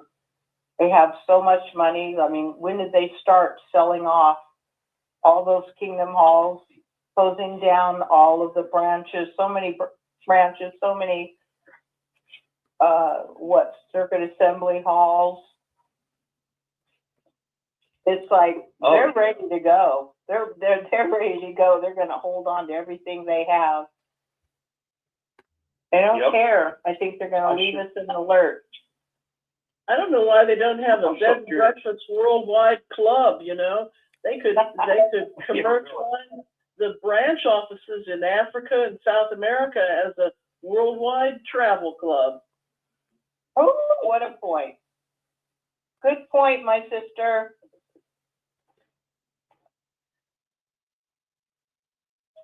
Yep, their days are numbered. I think in time, that's kind of what they're thinking of doing, Anna Marie. I really believe that too. Yeah. Shunning and stuff. I'm so curious what's gonna happen in Norway. I just don't know. We just have to wait and see. Didn't it crack you guys all up when those lawyers actually have the balls to stand up in court and say that us apostates invented shunning? We're the hate speech people. Everything is our fault. Oh, that infuriated That's that a mess. infuriated me some. Ooh, I didn't like that. Ooh, I hate the lie. Oh, man. They do love their lives. Oh, boy, that's their middle name. Yeah. They claim they're using spiritual or what they call theocratic warfare, but I don't know what that. I don't think that's even mentioned at all in the Bible as far as that. Because when I think of spiritual warfare, I think of what Jesus did with Satan when he was tempted in the wilderness. But Jesus didn't lie to Satan. He told Satan the truth. Right. He didn't lie. This So is God true. So God doesn't lie. Why does Watchtower think, well, they can lie for God who doesn't lie himself? That doesn't make sense. It does not. It does not. Yes, my love. Who's this? This is Matthew from South Africa. Who from South Africa? What's your name? May I go? Matthew Matt? from South Africa. Yes. Hey, Matthew. How are you? It's good to be with you. Well, good to be with And you really, as well. with a question, because they really shot themselves in the leg, because the person who used the word shunning is Jehovah God himself in the book of Job, chapter 1, verses 8. He says, Job is an upright man, a man of integrity, fearing God and shunning what is bad. So if shunning is used by apostates, is Jehovah the great apostate, according to Anders Risdell? Oh, that's an interesting take. Yeah. So yeah, it's a mess. That's what it is. It really is a mess. Oh, no doubt. But I wanted to just say to you, Anne-Marie, validate what you were talking about. Some of the older persons. I have a grandmother who's well into her 90s. She survived the evacuation of London when they were bombing it. She can hardly see. She really got sight in the one eye. She can hardly hear. And what do we do for meetings for her? For her, that's a lifeline. So I realize it might put some of the audience into an awkward position, but it's not my intention. But for some older persons, it's too much. It's so difficult to even have a conversation with her. Oh, what an amazing woman she must be. Well, what do you do with that? So for her, her whole investment has been JW. Yes, they approached her about property. Yes, she signed it over. Oh, no. Some things, what do you do? I have no idea, other than just to go through the motions and try and make things as comfortable as possible. Well, you're a good man, Matthew. I don't have the answers, Anne-Marie, but please be assured I get a lot of strength from what's discussed here with you, with Rick. I thought that assembly that Rick put together, it was an eye-opener. Norway is, whatever they decide, it's still an eye-opener, and the governments are talking, irrespective of what the decision is. People can Right. Right. Well, thank you. Who's this? Did someone want to add something? Well, I guess we need to wrap up the show if anybody doesn't have a last thought. Star 6 if you want to share something.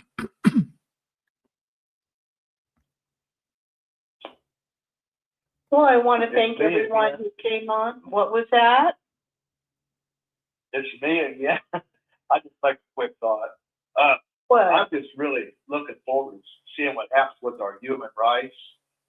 shunning, the pedophilia, the blood dogs. Those things are big pet peeves to me. It just really bugs the daylights out of me to see families shunned. I bet. Yeah. Kids get shunned. I Yeah. could talk about that for hours, but I know one day they'll be sorry for doing that. You know, when I hear about, like Joe and Tran, man, that I've shed a few tears over that, just thinking about that. And they got their 50th wedding anniversary coming up real soon. Mm-hmm. And, probably the kids won't get in touch with them, see. And it hurts me to see that, because I care about people. I care about families and kids. That's the greatest blessing we have next to God, is our family. And anytime somebody messes with our family, that's like touching your eyeball. It's just horrible what they're doing. And I hope that someday the governments wake up and get something done. Yeah, Rick says that all the time, that your family is the most important thing to you. And any organization claiming to represent the God of love, who destroys families, tears apart marriages, shatters relationships, and drives people to suicide, that doesn't sound like a God of love to me. Absolutely. And poor David, what he's been going That's through, the man. list. You said it. What's that? I know. I can That's the list you said. name all kinds of people. Anyway. Was someone else trying to speak? Thank you, Matthew. Was someone else trying to speak? I said, that is the list. You've said it. They do all of those four things. Yeah. And I think the sisters, again, I've often said, the story of the sisters there, of the women, has yet to be fully explained, because so many sacrifices have been made where there could be families there, where there could have been marriages. The conference has been unlocked. Happiness there. And Right. if we can get free, we can have as much happiness as we can make for ourselves. But they should be a group that helps families, that teaches you adult skills, that teaches you conflict resolution. Some of these churches even have courses in finance and budgeting for young people or anyone. And what they could do with the lecture setup they have and the podium, what they could be teaching, the way they could be fostering people's lives in a positive and even biblical way, that they're not. Yeah. So true. So true. Okay, I think we need to wrap Yes. up. Go ahead. Can you hear me? I can hear you. Just. Yeah, I'm a new call. Well, you can call me Stick Terrio. I'm a new caller, but the reason why I'm calling is I would like to start calling in, but I don't know the time that Rick starts his program. Well, it starts at about 3 o'clock Pacific Standard Time, and I think 6 o'clock New York time.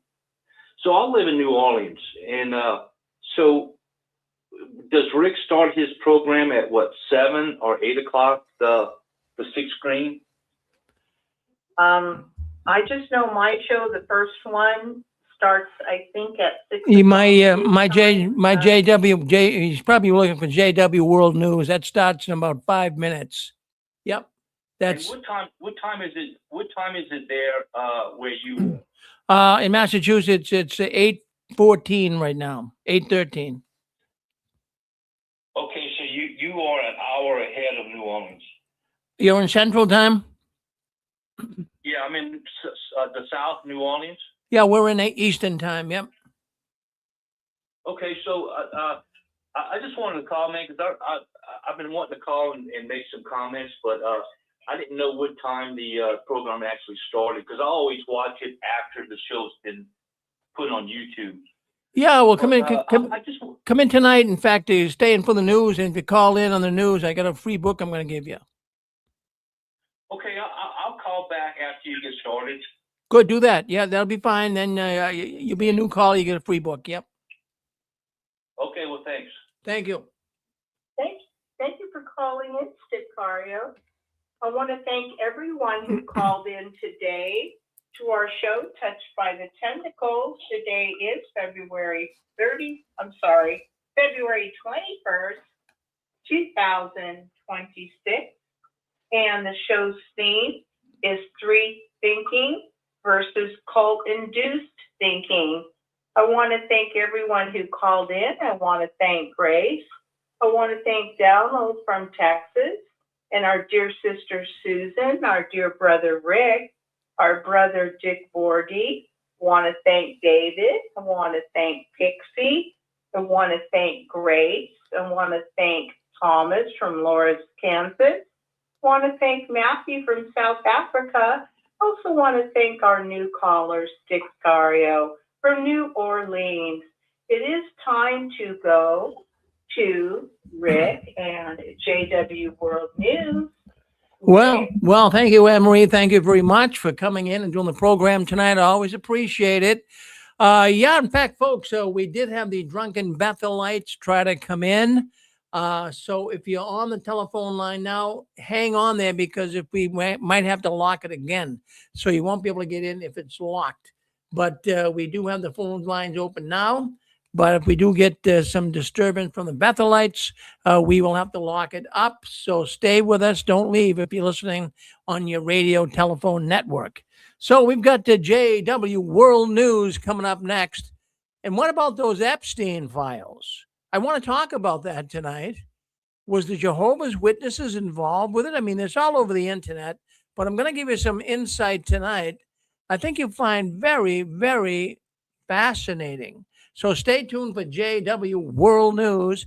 And we appreciate Anne-Marie and all the callers. Like she said, they called in. Thank you. So anyways, we're going to end this program here. And we'll see you on JW World News. Just stay on your same Facebook channel. Stay on the telephone line. Stay on the YouTube channel. And we'll be there. So just wait maybe about a minute or so. We'll be right there. Thank you, though, for coming in tonight. Okay, we're going to go over to the next studio now. Just clear my throat, take a little sip of water here, and do the news. We got some good stuff to talk about tonight, folks, so stay with us. Okay, so we ended, okay.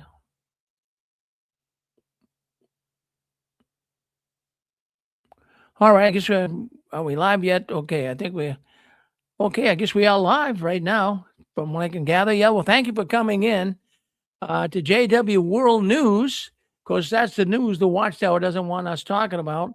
Let me just connect a couple of things here. We got some things mixed up here. We got to end this stream. So just hold on 1 second here while we do this. We got to end this stream. Okay.